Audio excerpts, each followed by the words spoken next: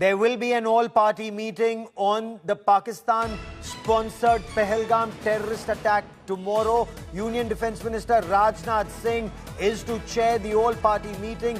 Union Home Minister Amit Shah and External Affairs Minister Dr. S. Jaishankar are both to brief the political parties at this all-party meeting. This all-party meeting is to be held at 6 p.m. tomorrow. The government is also getting a wider national sentiment, consulting political parties, briefing them about the Pakistani terror attack in Pahalgam and the government's action so far.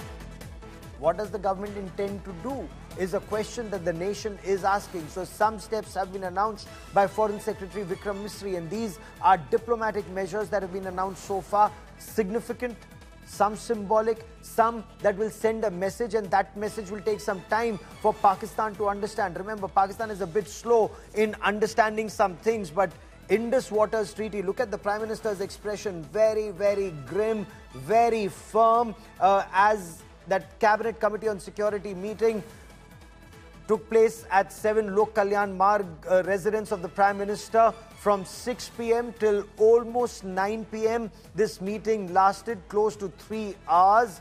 Various issues were discussed, both kinetic and non-kinetic measures that India must take to send across a message to Pakistan that radical Islamist terror perpetrated by Pakistan is unacceptable to the people of India.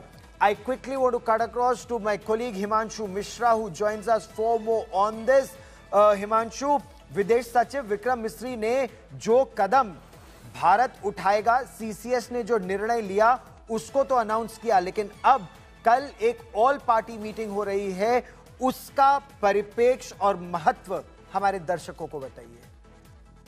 देखिए गौरव, बिल्कुल कल all party meeting जो है सरकार की तरफ से बुलाई गई है, जिसमें सभी लोकसभा और राज्यसभा के जो फ्लोर लीडर्स हैं, सभी पॉलिटिकल पार्टीज के वो रहेंगे और सरकार की तरफ से ब्रीफ किया जाएगा कि सरकार ने इस आतंकी घटना के बाद क्या कदम उठाए हैं और किस तरीके से पाकिस्तान को जो है वो कूटनीतिक दृष्टि से जो है वो अलग थलग करने की कोशिश की है और एक संदेश दिया है कि भारत पाकिस्तान के साथ एक मंच, एक चीज साझा नहीं कर सकता जब तक पाकिस्तान की जो धरती है, जमीन है, वो आतंकवाद को पनाह देगी भारत के खिलाफ, तब तक भारत इस तरीके के कड़े कदम उठाएगा।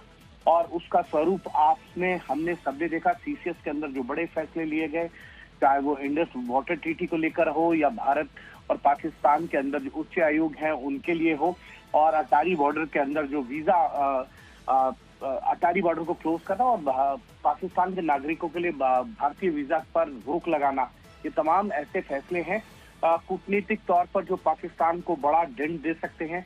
और उनकी जानकारी मीडिया के माध्यम से तो सभी लीडर्स को मिल गई होगी, अपोजिशन पार्टीज के और रूलिंग पार्टीज के अन्य जो अलायंस पार्टनर हैं, लेकिन इतना जरूर है कि सबको बताकर साथ लेकर चलना चाहती है सरकार। सरकार ये संदेश देना चाहती है कि इस आतंकी घटना पर चाहे वो सत्ता पक्ष हो या विपक्ष हो, वो एकजुट है, एक साथ है और एक सुर में इस आतंकी घटना की निंदा ही नहीं करता है, बल्कि जो सरकार कदम उठाएगी उसमें पूरा विपक्ष, सरकार एक है।